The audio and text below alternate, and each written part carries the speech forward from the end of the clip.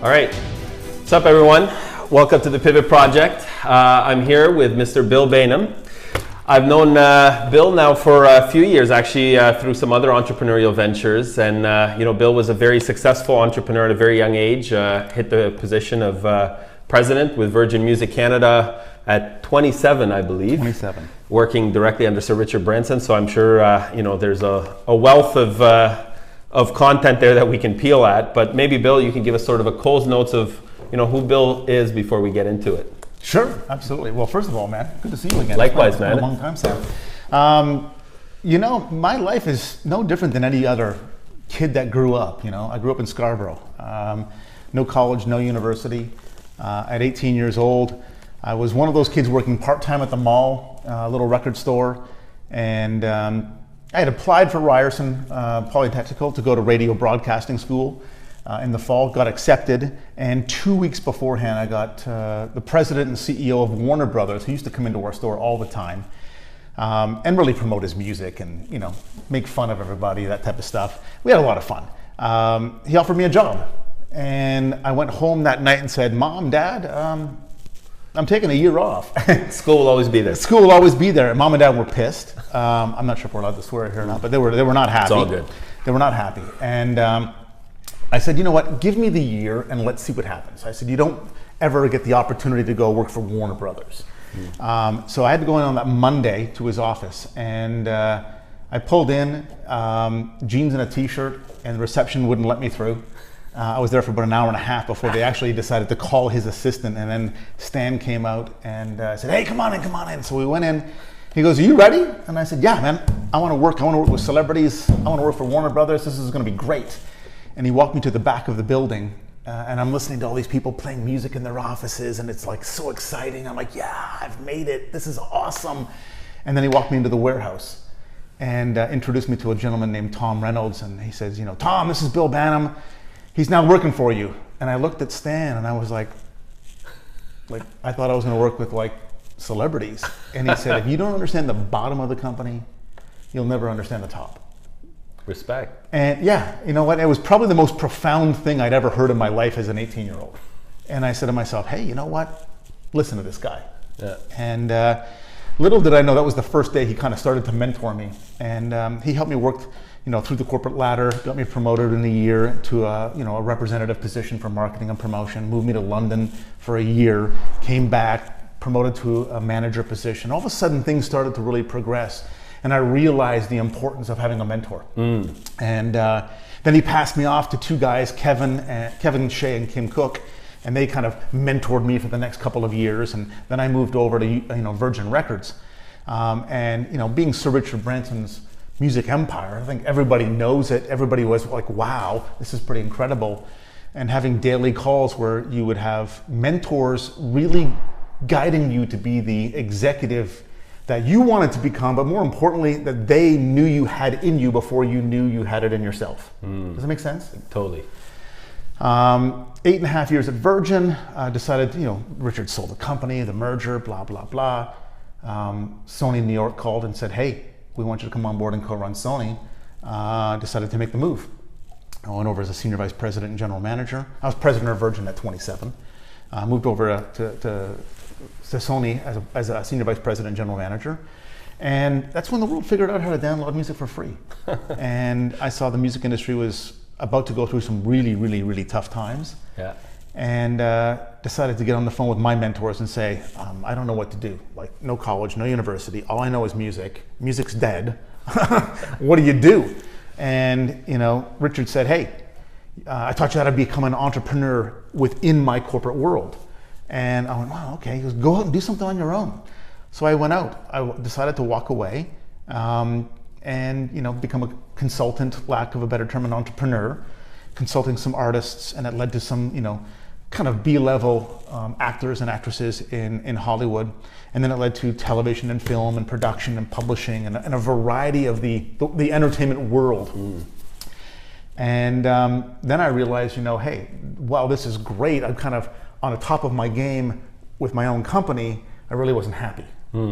And the long and the short of it is, I reached out to my mentors again and said, this is just not working. Music is just not there. Money's fine. I'm not happy. I'm not excited. I'm not passionate. I'm not getting up at 4 a.m, like raring to go. Got that. And my mentor said to me and said, hey, Bill, you need to tweak it a little bit. Find something that's new. And it was weird how the universe works. I got a phone call from a friend who said, I need to introduce you to somebody. And this guy's name was Dale, a Mensa member, 182 IQ. Einstein at 160, Dale's at 182. I'm thinking, okay, he's pretty smart. And we got on the phone, and he was a software architect. And I said, I know nothing about tech. And he goes, I'll teach you about tech, but I need your help. And basically that was the day when I said to myself, I can switch things up a little bit. And I coined the phrase, the entrepreneurial go-to-market consultant. I said, my new business will be finding entrepreneurs who've got a great product or service, but don't have the C-suite, the C-level executive experience, don't know how to put a business plan together, don't know how to put together a go-to-market strategy, and kind of help them take it to the next level. So I did that for many years, loved it, up until last summer, 2016, where a friend of mine called me and said, hey, our marketing professor for our private college has walked on us. We need someone to come on in. And two things happened at that particular moment. One, they asked me to come on board and kind of teach students from a marketing standpoint, part-time. I said, yeah, sure. I love marketing. That's my background.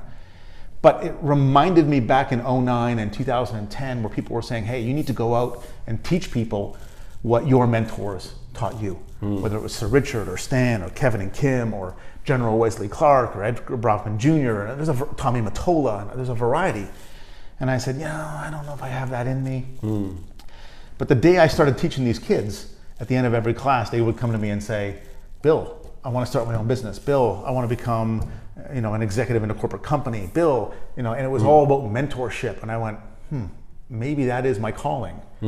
So I called some of my mentors up and said, I want to put together these packages and really mentor youth, students, corporate employees, entrepreneurs, home-based business owners, etc., take themselves to the next level. And I spent the last 8.5 months putting together my website, billbanham.com, my masterclass, and it's been a phenomenal success out of the gates. Only a couple of months in, but we're having a lot of fun. Awesome. And you're feeling that same energy you were feeling that you were missing? Yeah, because you know what? It's one of those things where there's a lot of people in the world today that go to a job day in and day out that just despise their job. But they get paid a lot of money. Statistically, 62%. There you go. Okay. But statistically, 62% go to a job, paid X number of dollars, living a lifestyle that they love or hate, whatever, but they're not happy. Yeah. And for me, don't get me wrong, we all like money. We all want to make money. But to me, if I'm not getting up excited in the morning about my day, then it doesn't matter how much money I'm making, really. Absolutely. Absolutely. And for me to be able to go out and teach some kids, or there's a bucket load of corporate employees out there who got passed up for a job, passed up for a raise, passed up for whatever it was, and it doesn't need to happen. Like, they're just missing out because they don't know what to do. They don't know what to say. They don't know how to act. They don't know what they need to learn. They don't know to put a plan in place to get through. Yeah, I get that. Yeah, it's true. Yeah. And I want to help. I want to help people with that. Yeah, and sometimes it's so funny because the blind spot may be only 2 degrees, but that 2 degrees may have a disproportional impact. I remember what you're telling me resonates because I went and actually I remember when I was still pretty junior, 5 years in at a school. I don't know how I got to this place, but I went to a place where they basically looked at your resume and did executive job search. It was a bunch of ex-VPs of HRs at Fortune 100s, and I was just at the right time that I was open to the opportunity. And I remember they put it on the table and they're like, it's $5,000, to start. And I'm sitting there, I was making, like 60,000, 65,000. I wasn't, like 5,000 was a big deal back then. Absolutely. And I was sitting there and I was like, okay. They're like, you'll make like 5x this if you invest this because we're gonna teach you what you don't know.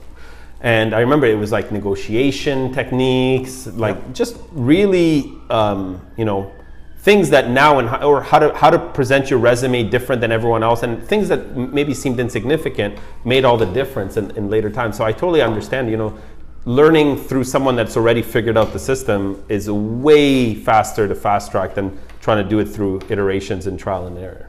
100%. And what people need to realize is that we need to, like, first of all, put the ego in the back pocket, because we're human beings, we all have egos, right? I get that. But put it in the back pocket, because if you honestly believe, anybody, I'm not talking to you, anybody honestly believes that anyone who's had any resemblance of success has done it by themselves, you are either completely 100% naive, or, crazy thing, you're lying to yourself. Yeah. It's one or the other, folks, because you start believing your own press. You know, you can look at Zuckerberg, he's got mentors. Steve Jobs had mentors. Like, you know, Larry Page and Sergey Brin, Google, had mentors. Elon Musk has mentors. Like, they all have mentors, folks. Like, it's the fastest way to success is to learn by what someone else did wrong and allow them to teach you that before you screw it up yourself. Love it. So if someone was watching this right now, just so we create value for them, if someone's watching this and they're part of that statistical majority of 62% where they're sitting at a job where they're not fulfilled and they're wanting to take the next step, I love where this conversation is going kind of from a mentorship perspective. What would be your, if you're speaking to that person watching this right now, what would be your advice to them? What's the next logical step if mentorship is the direction or the strategy? Well, I could give a selfless plug and say, go to my website and buy something. I got a package called, how to find and, more importantly, keep a mentor. Because the problem with most people is that some of them will luckily figure out a way to get a mentor, but they don't realize how to keep them. Interesting. Okay, because what'll happen is, I'm being mentored by so-and-so, and that's like, yeah, that's fantastic. That person, male, female, what have you, president, CEO, VP, whatever, are very successful. That's awesome. And then 3 months you go, so how's it going? Well, I haven't talked to him in a long time. And you realize that relationship fell apart. And I really did a lot of dissecting internally myself and a lot of research as to why it falls apart. Why can some people get their mentor on side and then all of a sudden lose it? And people don't realize it's a two-way street. You have to give value back. You got to give value back. And I'm not talking, sometimes it's money, sometimes it's not. Sometimes it is just thanks. Thanks and humility. And, there's in my training I teach about it. I go into a lot of different topics on it. But very, very important, to answer your question, everyone out there needs to find, first and foremost, their goal. What it is, their objective that they want to achieve. Once they've got that, then they need to go out and research who has already done it in that field. Like, here's a great example. You can look at, I'm a big football fan, NFL football fan. So, and I know some fans out here are gonna say, you're wrong, Bill. But Bill Belichick from the New England Patriots is probably the best football coach to ever coach the game, right? More Super Bowls, still doing it, and some people will argue. But Tiger Woods doesn't go, hey, Bill Belichick is the best coach in the world, so hey, come on, help me with my swing. You need to go out and find the person who's done what you want to accomplish successfully. And I'm not just talking a little bit, I'm talking successfully, and build a relationship with them. And be humble and ask them to mentor you. And then give back. Figure out ways to give back to them, So that's interesting. So let's say someone is sitting in that position where maybe they haven't gotten that vision yet, because even to your point, some of it is a bit about timing and luck. It's hard to see where you're going to end up before you get there. So if someone knows they want to make a change, but they're sitting on that fence, proverbial, not making it, how do they know how to be specific, to find that specific mentor if they don't know what they want, if they're looking for a mentor to help them? Oh, Sam, I'm so happy you brought this up. I do a training that one of my mentors taught me is called reverse engineering. Okay, and I created a little bit of an acronym. In the business world, one of the most unused words would be react, right? In business, you think proact. Be proactive versus reactive. For sure. But if you take the word react or reacts, plural, and carve it out into an acronym, and you have reverse engineer, accountability, commitment, and time scheduling. Got it. Okay, so you reverse engineer it. So your example was, what if someone doesn't know exactly what they should do right now? What is your end goal? What is your outcome? What is the objective? What is this I've made it? Okay. For me, when I was asked that, I wasn't 18, I was early 20s. I said, Bill, what is your end game? What is the goal you want? I want to be a president and a CEO of a record company, big one. That's it. I want to be president and CEO. So you had the vision already. You know, I was so egotistical as an 18-year-old kid. I was a cocky little 18-year-old kid working for Warner Brothers with the big WB Warner Brothers logo and that kind of V type thing. Yeah. I said one day it's going to change and it's going to be called William Banham, not Warner Brothers. Everybody laughed, but that was my vision. Yeah. That was my big, fat, hairy, audacious goal where I'm going to go. That's what I'm going to do. Absolutely. So, Bill, again, trying to provide focus to and value back to the demographic that's likely watching this. Yes.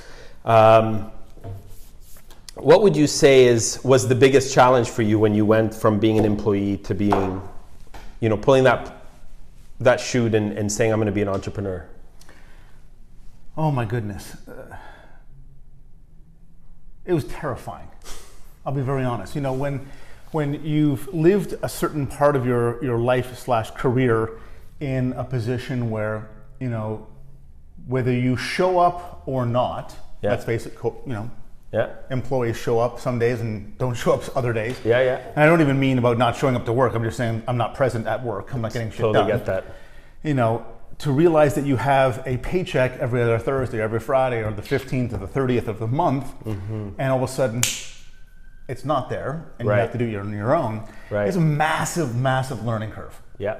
A massive learning curve with respect to consistency. Yeah. There's an old saying, if it's up to me, so if it's to be, it's up to me. Yeah. Things like that, all of a sudden it's like, it really is like smack dead right in the middle of your face going, you're gonna need to get shit done. And there were years, I'll be very honest, very, very honest. There were years where I had tremendous success as an entrepreneur. And there was years where I fell back into that corporate mindset where, I'll go golfing today. And the difference is that I got paid when I was a corporate employee going golfing. Touche. And I didn't when I was an entrepreneur. I haven't golfed in 4 or 5 years. And this is one of my favorite sports. I love to golf. Got it. Haven't golfed in 4 or 5 years. Got it. I can't even remember the last time I golfed. And I think that resonates to a conversation we were having just off camera a few minutes ago about really people understanding themselves and understanding, their internal DNA, what makes them happy and what drives them. Because being an entrepreneur, to your point, takes a lot of sacrifice. Enormous. So knowing that, would you recommend people who are on the fence actually take the plunge? Oh my goodness. I have a love-hate relationship with that question. When you talk about sacrifice, I'll say divorce, plain and simple. Happened to me. Yeah. Because I was so focused, determined, stubborn to be a successful entrepreneur. Yeah. And my now ex-wife just couldn't handle the 1 year making multiple six figures, next year not, and go, what do you mean? What happened? It's not your job that you have somewhere else. Yeah. And so for me, it takes a specific mindset. If I was to answer your question, I think everybody should have a chance at becoming an entrepreneur, number one. Got it. There's nothing better if you do it properly. In order to do it properly, you need a mentor or a coach to help you walk through the steps so that you have the best likelihood for success versus not. Got it. And the number 3 thing is, I would definitely, similar to what you've done in the past or continue to do, is have your full-time opportunity and become an entrepreneur as a part-timer until it gets to the point where it far outweighs your full-time opportunity. So hedge. Hedge, 100%. Let's face it, there are people out there who have made millions upon tens and hundreds of millions of dollars on hedging bets. Stock market, currency trading, what have you. Why not do it in your own career? So yeah. I guess the playing devil's advocate, the argument against that is until you've burnt all the ships, you're not going to go all in on when you have an option, right? So that employee mentality can trigger you to stagnate. No, that's true. That's true, and that's where the consistency comes in. That's where why am I doing this in the first place comes to play. Yeah. You know, if that why am I doing this in the first place is not strong enough, then yeah, you're not hedging. You're creating excuses already. You know.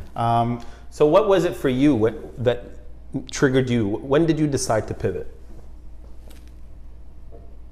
I decided to pivot for two reasons. Reason number one, I was in an industry that was disrupted, that all of a sudden I saw the writing was on the wall. It was going to go from massive to zero real fast. Got that. Number one. Number two, before recognizing that, for the previous year and a half, 2 years, I was the person that was called upon with respect to New York and Japan calling and say, hey Bill, business is bad. Drop headcount 10 points. Every quarter. So over a year and a half, I let go 125 employees.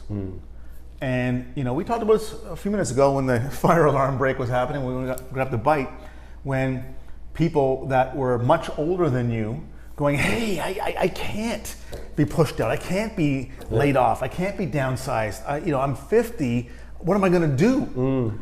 So when I saw that the disruption was happening in the music business, about to do this, I went, do I want to? I had two options. I said, I have two options. Option number one, stick with it. Make a very high 6-figure salary. 7 figures if we make bonus. Right? Wonderful lifestyle. But run the risk that 1, 2, 5, 6, 8, 10, 12 years from now, somebody calls me and says, hey, business is bad. Today's your last day. And be that 40, 45, 50-year-old and go, now what? Or pivot and go, while I'm still young, make some mistakes, learn as I go, start as an entrepreneur, and build something. Or multiple things. Got it. And to me, that's the choice I took. I took I'll bet on myself, because I'll have good days and I'll have bad days, good weeks, good years, bad years, but I'll bet on myself versus betting on an industry of people who didn't see the bigger problem when it originated than it really was. If that makes sense. Got that. Yeah. So for you, it was more about you owning your future, even though the uncertainty, rather than waiting for it to play out in front of you. Yeah, because I had no control over how it might play out. I had some control if I went out on my own. That's an interesting dichotomy, because a lot of people think of being an employee, if your risk tolerance is low or if you're risk averse, you want to be an employee. But in reality, with all this disruption in so many industries, with all this uncertainty, it's like safe is the new risky. It is, because there's no security. I don't care who you are, in what business, any industry today, there's no security. There's none. None at all. I remember a mutual mentor of ours, actually, Franco. I remember him saying this to me, and it resonated, where he said, if I presented to you an opportunity where you could invest some money in it, but here was the caveats. You had to put all your time and money into it. On the positive side, you could be making 2 to 3% return annually. On the downside, you could lose everything, including the principal. Would you invest? And I said, no, that's insane. Why would I invest in that? And his feedback was like, well, that's your job, Sam. Yeah. So, when you put it so starkly, devoid of any emotion, we sometimes do things because society or, historically that was the safe thing to do. But it's when you're positioned it objectively, it seems crazy. I've spent the last few years looking at life in general, not just mine, just in general. The things we're taught, the education system, good, bad, or ugly, whatever you want to call it, to the go to college, go to university, get into debt, the good, bad, or ugly, call it what you want, go to get the good job, work through the corporate ladder. Because I did a lot of those things. Yeah. I didn't do the college thing, but I started in the warehouse, worked my way up. Yeah. And it wasn't, and this is what I want people to understand, it wasn't even me screwing up. It wasn't even, having a bad boss saying, hey, you know what, I just don't like you. It was disruption in an industry, not a company, an entire industry, where the entire industry took a massive collapse, and it was like, sink or swim. Like, you're getting thrown in the ocean, you're either gonna sink or swim. Totally get that. And the funny thing is, whenever there's disruption, if you look at the positive side, there's always new opportunity because of that disruption. 100%. And the funny thing is, I find it really funny that a lot of the folks today, whether they're millennials or a little bit older, are going, oh yeah, that disruption thing, Uber and Airbnb. It's like, no, it was Napster. Like in 1997, it was the first one. Yeah, and people went, oh. Yeah, it was just a different, it was not a disruption service where they still made money. It was disruption service to kill an industry and make no money. It was just disruption. They figured out a for-profit model after. Later did. Well, Napster didn't, but many others did, 100%. Yeah. But they figured it out, enforce, otherwise lose everything. Yeah. You know? And what I find hilarious is that, you know, you look at the music industry today. Now, I don't know the exact numbers today, so I have to like preface this, okay? Way back when Apple iTunes started, everybody was like, oh, hold on, this online music. Nobody wants music online, right? This is the music industry. And the kids were saying, yeah, I want music online. You know, it's all about quantity, no longer about quality. And then when iTunes came out, the numbers back then, I don't know what they are today, okay, but back then was Apple was receiving 33% of every 99-cent song. A third. Great margins. Ridiculous. What do? They use their brand to market themselves, gather more customers, and the artists and the labels and the publishers and the producers and everybody else involved took a smaller shrink because it's like 0 over here, or we'll take a little bit here. True. Brilliant, and that's why Apple today is hands down the #1 most profitable business, not just on the planet, but in the history of business.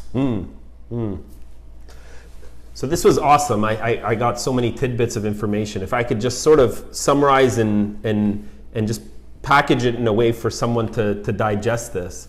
If there was one key takeaway that you would want someone who's sitting maybe in your situation, where I think we talked about some of the attributes of them knowing themselves, and you know, we didn't really peel that onion, but you know, effectively they need to understand how much work it's going to be. They need to understand what motivates them, that it's going to make them happy. But assuming they're that right person to take the plunge, what would be your advice to them? There's two pieces. First and foremost, I did this with my class recently.